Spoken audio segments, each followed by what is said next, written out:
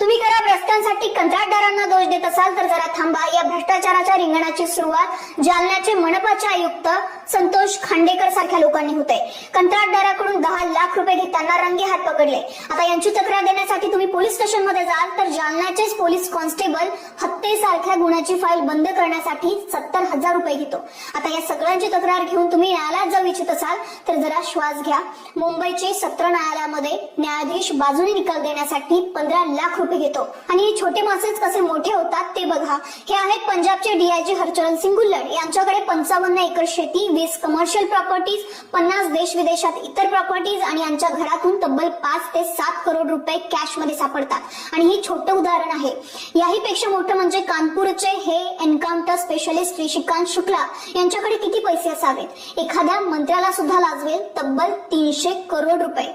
आणि हे यांना तर इंट्रोडक्शनची गरजच नाही. हायकोर्टाचे जज यशवंत वर्मा यांच्याकडे इतके पैसे की स्टोर रूम मध्ये ठेवलेले पैशांची पोतीच्या पोती जळाली. म्हणजे किती पैसे असावेत. 50,000 ते 1 लाख रुपये पगार असताना यांच्याकडे करोडोंची प्रॉपर्टी कशी होते याचा विचार तुम्हीच करा.